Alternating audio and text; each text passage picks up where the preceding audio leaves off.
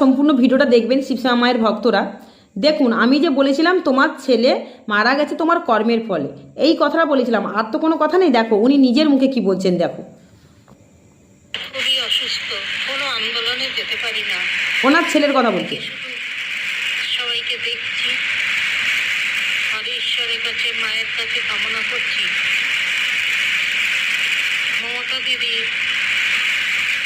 যা বলেন, যা করেন, এটা সহ্য করার নয়। মুখের ভিতর আগুন জ্বলে ওঠে। আর একটা কথা, 1997 সালে মার্চ মাসের 20 তারিখ আমার ছেলেকেও খুন করা হয়েছিল মসলন্দপুর সাহাপাড়ায় গ্রামে। আমি কোনোদিন বিচার পাইনি। পুলিশরা টাকা খেয়ে আমার বাড়ি থেকেও পর্যন্ত উচ্ছেদ করে দেয়। আমাকে মেরে ফেলার চেষ্টা করে গুন্ডারা।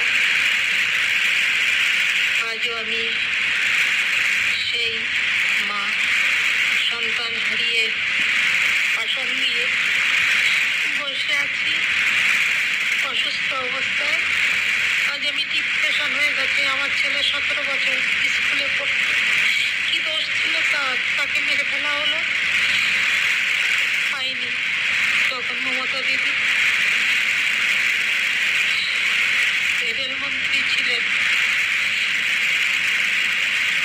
আমি ওনার কাছে গিয়েছিলাম,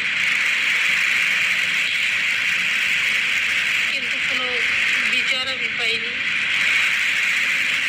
তাই একটা সন্তানেরা মায়ের কি জ্বালা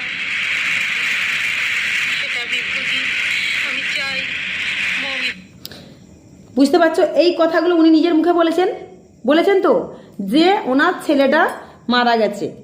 আমি ওখানে বলেছিলাম তোমার কর্মফলে মারা গেছে, আমি কিন্তু বলিনি যে কেউ খুন করেছে। উনি জানতে চেয়েছিল কোনো একটা দিন আমার ছেলে কি করে মারা গেছে তোকে বলতে হবে। আমি কিন্তু জানতাম, কারণ ওনার ভিডিওতে ওগুলো সব আছে। যদি শিবশ্যামা মা থাকে তো শিবশ্যামা মাকে বল, তো শিবশ্যামা মাকে বল আমার ছেলে কি করে মারা গেছে তোকে বলতে হবে।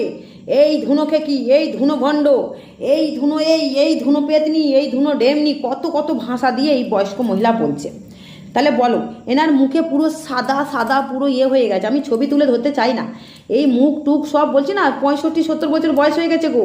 এই মুখে টুকে সাদা সাদা পুরো সব হয়ে গেছে। আমি বললাম মুখটুক সাদা সাদা সব হয়ে গেছে। আর ওনার ছেলেকে খুন করা, তাহলে ওনার ছেলে মানে আমার ছেলে। উনি যদি আমাকে বলেন দিদিমা মানে আমি নাতনি হিসাবে, তাহলে নাতনি মানে ও আমার হবে। তাহলে সেখানে দেখো কি করে উনি আমার ছেলেকে অভিশাপ